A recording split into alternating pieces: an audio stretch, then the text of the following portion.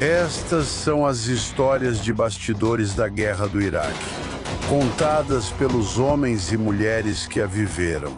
Precisamos sair rapidamente, aquela igreja vai explodir. Em 20 de março de 2003 começou a grande invasão dos Estados Unidos e seus aliados ao Iraque.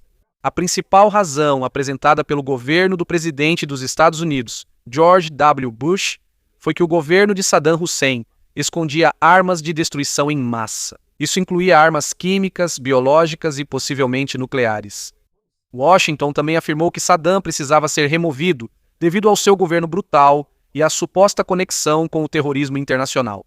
Mas antes mesmo dos soldados entrarem no Iraque, ainda não estava claro o que realmente aconteceria depois que o governo fosse derrubado. Já havia tensão entre o Iraque e os Estados Unidos há muito tempo. Em 1991, o Iraque foi derrotado na Guerra do Golfo depois de ter invadido o Kuwait. Depois disso, as Nações Unidas impuseram sanções e inspeções rigorosas sobre as armas proibidas do Iraque. Estados Unidos e Grã-Bretanha criaram zonas de exclusão aérea no norte e sul do país. Isso significa que algumas aeronaves militares iraquianas estavam proibidas de voar nessas áreas. Quando as defesas aéreas iraquianas atiravam nos aviões de patrulha, as forças americanas e britânicas respondiam. Então, mesmo sem uma nova grande guerra, os pequenos combates aéreos já estavam acontecendo. Os Estados Unidos já tinham um plano militar preparado caso uma nova guerra estourasse. Esse plano foi chamado de o Plano 1003, mas a versão original desse plano era para uma força maior e operações mais lentas. Isso não era o que o secretário de Defesa dos Estados Unidos, Donald Rumsfeld, queria. Rumsfeld acreditava que o Iraque poderia ser derrotado usando apenas uma força militar menor, mas mais rápida. Em vez de enviar imediatamente um grande número de soldados, ele queria confiar em aeronaves modernas, armas de precisão, inteligência, forças especiais e movimentos rápidos das tropas terrestres. Havia altos oficiais militares que estavam preocupados com o plano. Para eles, uma força pequena poderia ser suficiente para derrotar o exército iraquiano. Mas talvez isso não fosse suficiente para controlar todo o país após a batalha. O número de soldados a serem enviados também foi revisado e alterado repetidamente. Por isso, os planejadores militares gastaram muito tempo e energia organizando o deslocamento das tropas. O planejamento para a segurança, governo e ordem no Iraque quando Saddam caísse acabou sendo limitado.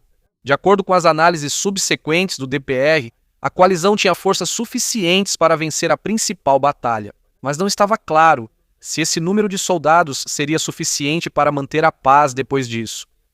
Os Estados Unidos tinham outro problema. Naquela época, sua operação no Afeganistão ainda continuava após os ataques de 11 de setembro.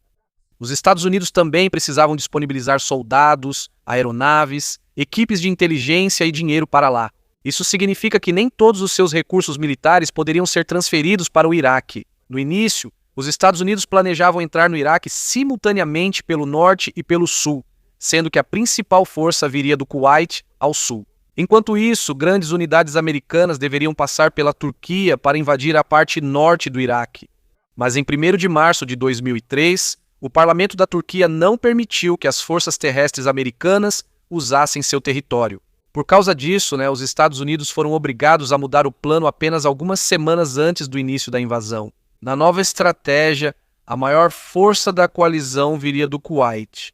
Eles também não pretendiam parar e lutar por muito tempo em cada cidade do sul. O principal objetivo deles era avançar rapidamente, destruir as comunicações do exército iraquiano e chegar rapidamente a Bagdá antes que o governo de Saddam conseguisse montar uma defesa adequada. A velocidade e o elemento surpresa eram essenciais aqui. Enquanto os tanques e soldados avançavam por terra, as aeronaves atacariam os quartéis generais militares, estações de radar, centros de comunicação e outros alvos importantes. Forças especiais também entrariam em várias partes do país para coletar informações, desestabilizar o comando iraquiano e impedir que algumas unidades ajudassem Bagdá. Cada país da coalizão tem funções diferentes. As forças britânicas foram encarregadas de controlar a península de Fal, uma área importante perto do Golfo Pérsico. Eles também precisavam cercar e controlar Basra, a segunda maior cidade do Iraque. A Austrália forneceu aeronaves, forças navais e forças especiais. A Polônia também enviou cerca de 200 comandos. Mas a maior parte das forças veio realmente dos Estados Unidos. Cerca de 170 mil soldados da coalizão participaram da primeira fase da Operação Liberdade do Iraque. Isso é menor do que as forças usadas pela coalizão durante a Guerra do Golfo em 1991. Mesmo assim, eles tinham uma vantagem tecnológica enorme. A coalizão tinha aeronaves avançadas, bombas guiadas, equipamentos de visão noturna, tanques modernos, comunicação via satélite e um sistema de comando militar muito mais rápido. Mas os planejadores americanos também tinham suposições erradas. Eles esperavam que muitos civis iraquianos os recebessem como libertadores. Eles também acreditavam que Saddam poderia usar armas químicas quando a coalizão se aproximasse de Bagdá. Por isso, muitos soldados levavam trajes de proteção, máscaras e equipamentos de detecção química. No entanto, após a invasão, não foi encontrado nenhum estoque ativo de armas químicas, biológicas ou nucleares, como o que havia sido descrito antes da guerra. De acordo com as conclusões finais do Iraq Survey Group, o Iraque destruiu a maior parte de seus programas de armas proibidas após a Guerra do Golfo. Também não foi comprovado que o Iraque tinha um grande estoque de ADM pronto em 2003. Por outro lado, Saddam Hussein também não interpretou corretamente a situação. Por muitos anos, o Iraque sofreu ataques aéreos e forte pressão dos Estados Unidos. Por causa disso, Saddam parecia acreditar que poderia acontecer novamente apenas um bombardeio limitado. Ele também esperava que a invasão pudesse ser evitada colaborando com os inspetores de armas das Nações Unidas. Ele não esperava totalmente que Washington já estivesse pronta para enviar uma grande força terrestre até Bagdá. Saddam também confiava que seus soldados seriam capazes de lutar. Mas muitos oficiais militares iraquianos sabiam que os Estados Unidos tinham uma vantagem enorme em aeronaves, armas, treinamento e comunicação. Eles sabiam que seria difícil impedir a coalizão no vasto e aberto deserto do sul do Iraque. Se avistados por aeronaves americanas, poderiam ser atacados antes de chegar ao inimigo. Outro problema era a organização da defesa de Saddam. Ele não colocou todos os seus soldados mais fortes na fronteira do Kuwait, concentrou mais forças em outras ameaças. No leste, o Irã já era um rival antigo do Iraque. No norte, o governo estava preocupado com os grupos curdos que há muito tempo pediam mais liberdade. Por isso, o exército iraquiano estava espalhado por várias partes do país. Nem mesmo a Guarda Republicana, a melhor e mais confiável força de Saddam, foi reunida em uma única defesa forte. Saddam deliberadamente separou essas unidades porque também tinha medo de que elas fossem usadas em um golpe contra ele. Por causa disso, apenas alguns dos seus melhores soldados estavam posicionados perto do Kuwait quando a invasão começou. Enquanto a coalizão se preparava para um ataque rápido em direção a Bagdá, a defesa do Iraque estava dispersa, com pouca coordenação e dependia das ordens de um líder que não entendia corretamente o verdadeiro plano que se aproximava. Nos primeiros dias da invasão, a coalizão avançou rapidamente, mas na cidade de Nasiriyah, eles perceberam que a guerra inteira não seria fácil. Em 23 de março de 2003, um comboio do exército dos Estados Unidos se perdeu e entrou em uma área controlada pelas forças iraquianas. O comboio era da 57ª Companhia de Manutenção. A principal função dessa unidade era consertar e dar suporte aos veículos militares. Eles não foram feitos para liderar combates pesados. Havia 18 veículos e 33 soldados no comboio. Por causa de um erro de direção, eles acabaram entrando em Nasiriyah. Lá, eles foram atacados por soldados iraquianos e combatentes armados que não usavam uniformes militares regulares. Alguns dos veículos deles tinham pouca proteção. Muitos dos soldados também estavam cansados e sem comunicação clara. 11 soldados americanos morreram. 7 foram capturados, enquanto outros ficaram feridos ou temporariamente separados de sua unidade.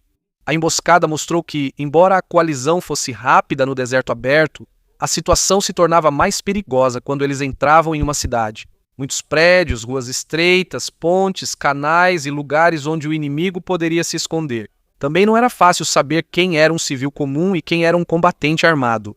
Esse era exatamente o tipo de luta que os Fedain Saddam queriam usar.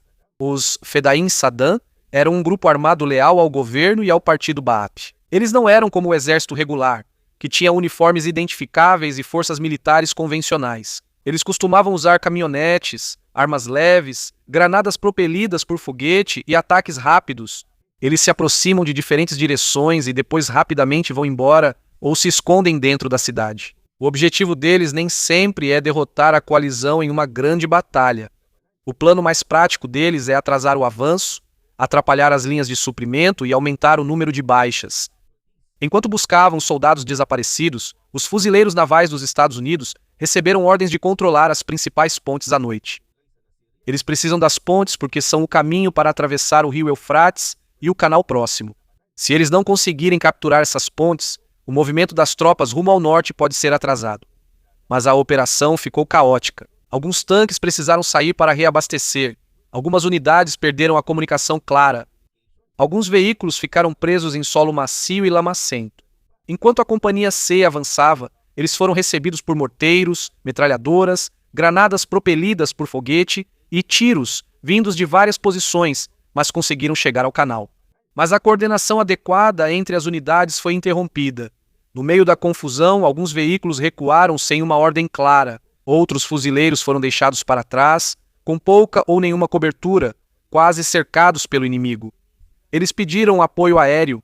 Chegaram então as aeronaves de ataque A-10. O problema foi que os pilotos não identificaram de imediato que alguns veículos abaixo eram dos fuzileiros navais dos Estados Unidos e as próprias aeronaves atacaram sua posição. Segundo relatos oficiais das Forças Armadas dos Estados Unidos, fuzileiros morreram e ficaram feridos, tanto pelo fogo iraquiano quanto por fogo amigo. No entanto, por muito tempo foi difícil determinar o número exato de mortos causados diretamente pelo ataque do A-10. O fogo amigo acontece quando as próprias forças são atingidas acidentalmente. Isso pode acontecer devido a informações incorretas, comunicação fraca, baixa visibilidade ou identificação errada do alvo. Em Nazíria, todos esses problemas aconteceram ao mesmo tempo. Os fuzileiros navais também conseguiram alcançar e controlar uma rota importante. Mas o preço que pagaram foi alto. 18 fuzileiros navais morreram em combate intenso naquele dia. A parte da estrada por onde eles passaram ficou conhecida como Beco da Emboscada, por causa dos ataques sucessivos que sofreram ali. Não foi só Nazíria que causou problemas para a coalizão. Na noite de 23 de março até a madrugada de 24 de março, o exército dos Estados Unidos enviou helicópteros de ataque Apache contra a Guarda Republicana nas proximidades. O Apache é como um veículo de ataque pesado no ar. Ele tem mísseis, foguetes e canhões para destruir tanques e outros alvos em terra. Os comandantes americanos tinham grande confiança na operação. Eles esperavam que os helicópteros conseguissem entrar profundamente nas posições iraquianas e destruir muitos veículos, mas os defensores iraquianos estavam preparados. Enquanto os Apache voavam em baixa altitude, eles foram atacados com armas antiaéreas, metralhadoras e até armas leves vindas do solo. Não era necessário que cada bala derrubasse diretamente o helicóptero. Mesmo que apenas o motor, o rotor, o sistema de combustível ou o equipamento de navegação fossem atingidos, isso já poderia forçar o helicóptero a recuar. Dos 32 Apache que participaram da operação, quase todos foram atingidos ou danificados. Um helicóptero caiu em uma área controlada pelo Iraque e seus 2 pilotos foram capturados. Eles causaram poucos danos ao alvo. Isso foi um grande alerta para a coalizão. Isso mostrou que, mesmo que muitas das armas do Iraque fossem antigas, ainda podiam ser perigosas quando usadas juntas e de forma coordenada contra aeronaves voando baixo. Ao mesmo tempo, uma forte tempestade de areia atingiu o sul do Iraque. Tudo ao redor ficou quase laranja. A visibilidade caiu, os comboios desaceleraram e as aeronaves tiveram mais dificuldade para voar. A areia fina grudou nas motores, armas, veículos e equipamentos de comunicação.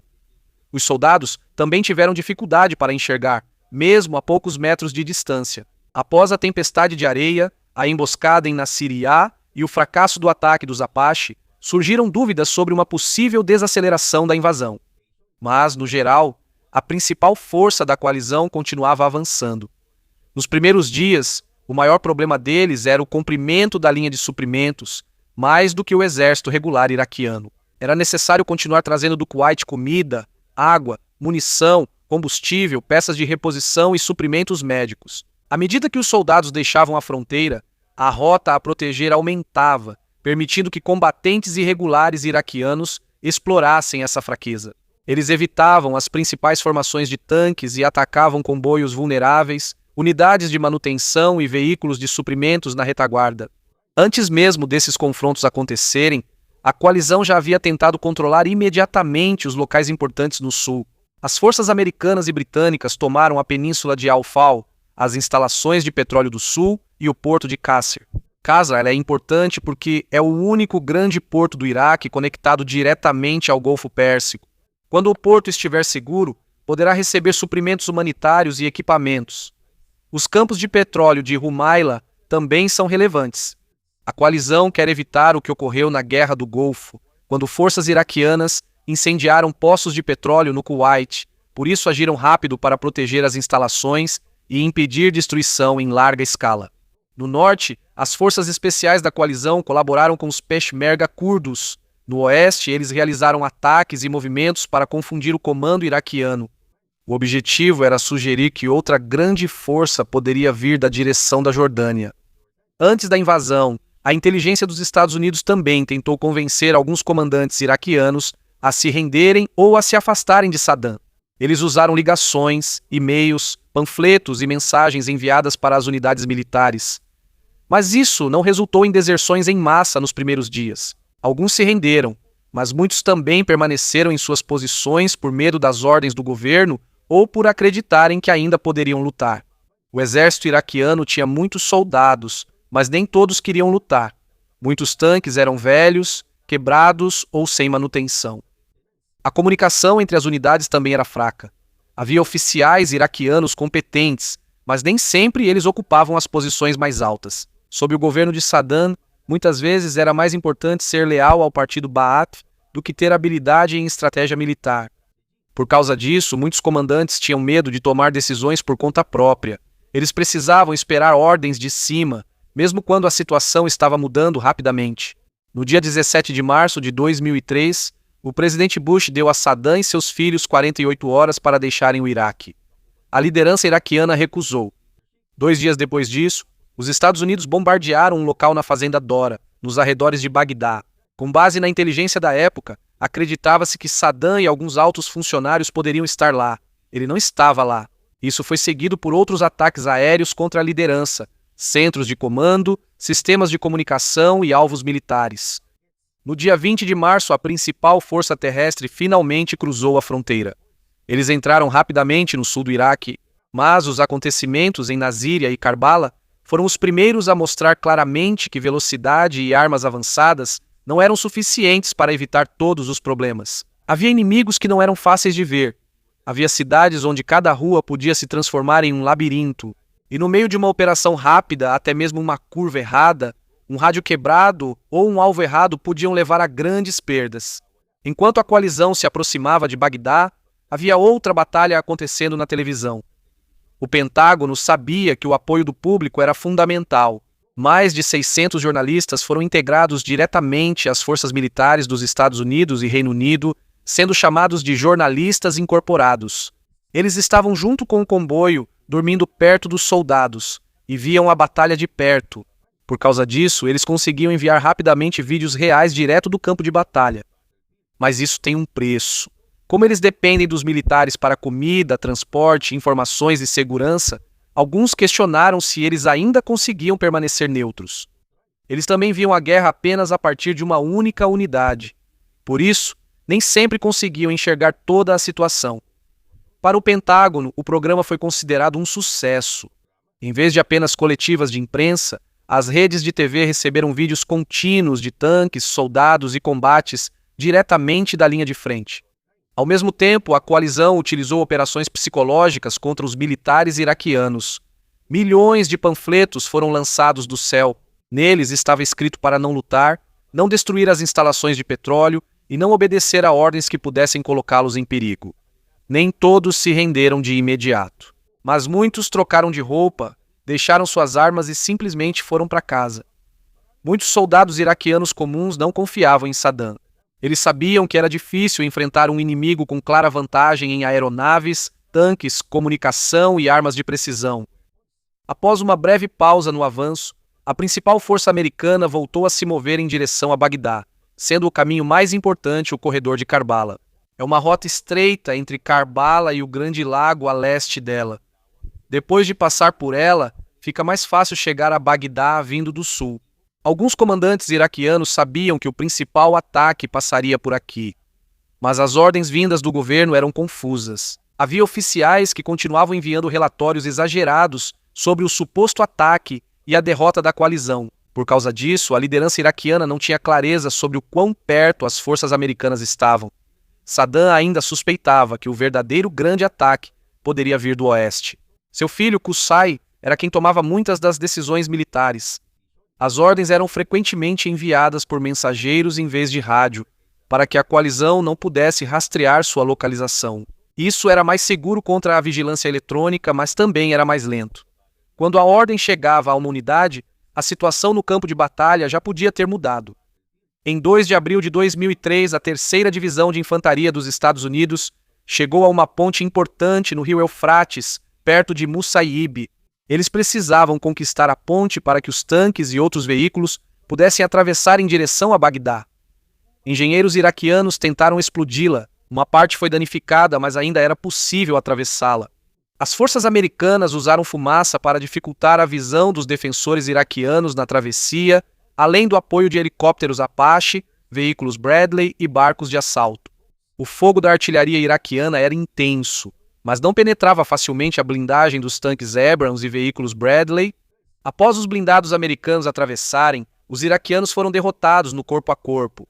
As forças iraquianas ainda tentaram usar caminhões carregados de explosivos contra a ponte, mas eles foram avistados e destruídos antes de chegarem ao alvo. Com a travessia já controlada pela coalizão, a principal estrada para Bagdá estava aberta. No sul, as forças britânicas em Basra agiam com mais cautela. Eles não avançaram imediatamente para o centro da cidade. Primeiro, cercaram a área, coletaram informações e esperaram até que as forças leais ao governo enfraquecessem. A abordagem cautelosa era importante porque muitos dos moradores de Basra eram muçulmanos, xiitas, que há muito tempo sofriam repressão do governo de Saddam. Eventualmente, as forças britânicas também conseguiram entrar e tomar a cidade.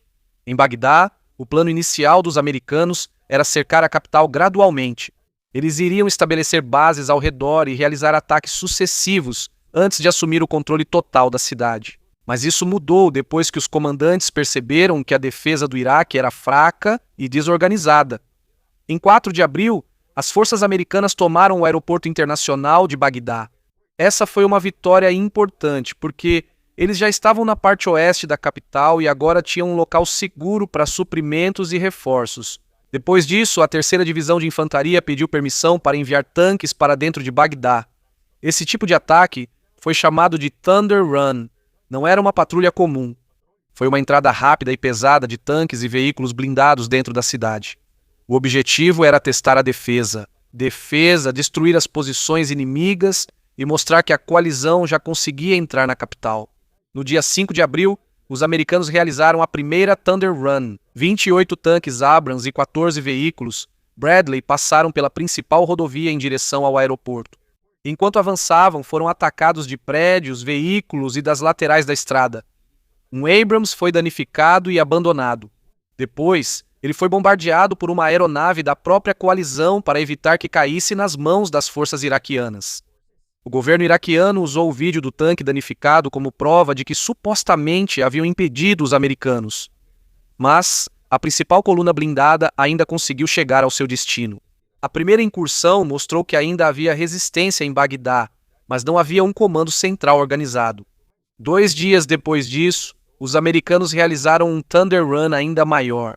Em vez de simplesmente voltar para o aeroporto, a força blindada virou em direção ao distrito governamental no centro de Bagdá. Eles chegaram rapidamente à área dos palácios presidenciais. As ruas eram largas e a área era aberta, então era mais fácil para os tanques verem e atingirem os combatentes iraquianos que se aproximavam. Mas era muito perigoso permanecer ali. Eles precisavam de combustível, comida e munição. Os caminhões de suprimentos, mais vulneráveis que os tanques, usavam a mesma rodovia sob ataque. Ao mesmo tempo, a infantaria americana precisava proteger os viadutos importantes atrás da coluna blindada. Se os combatentes iraquianos conseguissem tomar esses pontos, poderiam cortar a rota de saída e prender os tanques no centro de Bagdá. Os viadutos foram atacados repetidamente. Soldados iraquianos, milicianos e combatentes estrangeiros se aproximaram em pequenos grupos e com vários veículos. Em alguns lugares, os defensores americanos quase ficaram sem munição. O comboio de suprimentos também foi atingido. Alguns caminhões foram danificados e queimados, mas os demais veículos conseguiram passar e os suprimentos chegaram ao centro. Por causa disso, os comandantes americanos decidiram não recuar. O ataque, que deveria ser apenas uma entrada temporária, tornou-se uma ocupação permanente do centro de Bagdá. As Thunder Runs, dos dias 5 e 7 de abril, derrubaram rapidamente a defesa organizada da capital. Com os blindados americanos no distrito do governo, a liderança iraquiana já havia perdido o controle. Saddam mudava constantemente entre casas seguras. Muitos oficiais desapareceram, se esconderam ou fugiram. As unidades restantes agiam sem um plano unificado. No entanto, a cidade ainda não estava segura. Havia civis presos no meio dos combates. Quando os tanques entraram nas principais ruas enquanto o tráfego ainda estava normal, alguns veículos civis ficaram presos no meio do tiroteio. No dia 9 de abril, os fuzileiros navais dos Estados Unidos e alguns iraquianos derrubaram a grande estátua de Saddam na Praça Ferdos. Isso foi mostrado repetidamente na televisão. Para muitos telespectadores, isso se tornou um símbolo da queda do governo dele. Mas a multidão era menor do que mostravam muitas imagens em close. De acordo com análises posteriores, a cobertura repetida aumentou a impressão de que havia uma multidão enorme ali. É verdade que o governo de Saddam caiu, mas isso não significa que os problemas do Iraque acabaram. As forças britânicas tomaram Basra. Depois, os americanos entraram em Tikrit, a cidade natal e principal base de apoio de Saddam. No dia 1º de maio de 2003, o presidente Bush falou, a partir do porta-aviões USS Abraham Lincoln. Atrás dele havia uma grande faixa com os dizeres Missão cumprida.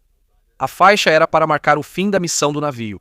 Mas, por causa do local e do momento do discurso, muitos viram isso como uma declaração de que toda a guerra havia terminado. Não foi exatamente isso que Bush disse. Ele disse que as principais operações de combate estavam encerradas, mas a coalizão permaneceria para ajudar na transição da ditadura para um novo governo. Em apenas algumas semanas, Saddam perdeu o poder e o exército regular iraquiano caiu. No entanto, vencer rapidamente no campo de batalha não garantia uma oportunidade. A coalizão tomou Bagdá. A pergunta mais difícil agora é como eles vão administrar um país que de repente ficou sem líder, comando militar, controle policial e um governo funcional. O governo de Saddam caiu rapidamente, mas depois da luta surgiram problemas ainda maiores. A polícia desapareceu, muitos escritórios do governo pararam de funcionar e começou uma onda de saques em Bagdá e em outras cidades.